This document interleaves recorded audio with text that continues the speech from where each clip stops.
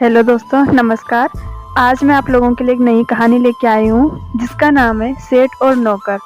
चलो कहानी स्टार्ट करते हैं। एक आदमी एक सेठ की दुकान पर नौकरी करता था। वह बेहद ईमानदार और लगन से अपना काम करता था।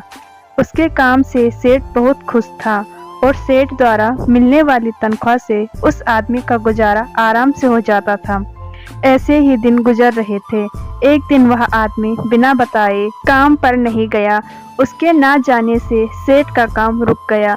तब उसने सोचा कि यह आदमी इतने दिनों से ईमानदारी से काम कर रहा है, मैंने कब से इसकी तनख्वाह नहीं बढ़ाई, इतने पैसों में इसका गुजारा कैसे होता होगा। सेठ ने सोचा कि अगर इस आदमी की तनख्वाह बढ़ा दी जाए तो यह और मेहनत और लगन से काम करेगा। उसने अगले दिन से ही उस आदमी की तनख्वाह बढ़ा दी।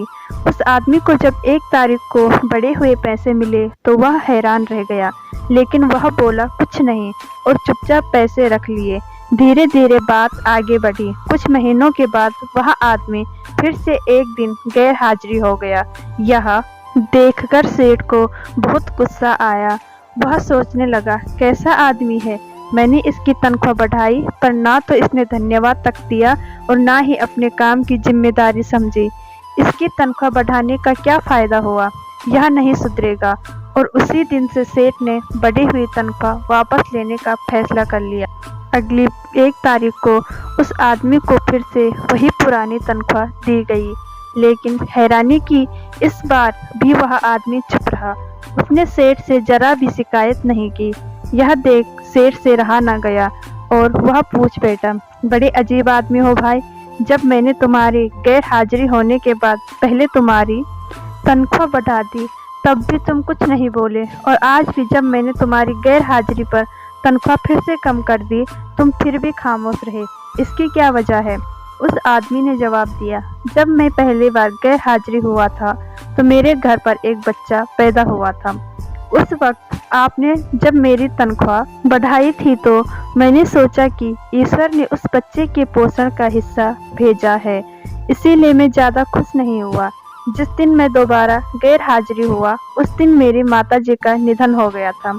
आपने उसके बाद मेरी तनख्वाह कम कर दी तो मैंने यह मान लिया कि मेरी माँ अपने हिस्से का अपने साथ ले गई। फिर मैं इस तनख्वाह के खातिर क्यों परेशान हूँ। यह सुनकर सेठ गदगद हो गया और उसने फिर से उस आदमी को गले लगा लिया और अपने व्यवहार के लिए क्षमा मांगी।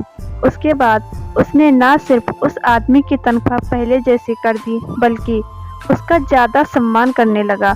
तो दोस्तों, हमारे जीवन में अक्सर सकारात्मक और नकारात्मक दोनों तरह की घटनाएं होती रहती है। जो आदमी एक अच्छी घटना से खुश होकर अनावश्यक उछलता नहीं और नकारात्मक घटनाओं पर अनावश्यक दुखी नहीं होता और हर दशा में अपनी सोच को सकारात्मक बनाए रखते हुए सच्ची लगन और ईमानदारी से कार्य करता रहता है, वही आदमी जीवन में स्थायी सफलता प्राप्त करता है। धन्यवाद। अगर आप लोगों को मेरी कहानी अच्छी लगी हो तो प्लीज़ मेरे चैनल को लाइक कीजिए, कमेंट कीजिए, शेयर कीजिए और मेरे चैनल को सब्सक्राइब कीजिए। धन्यवाद।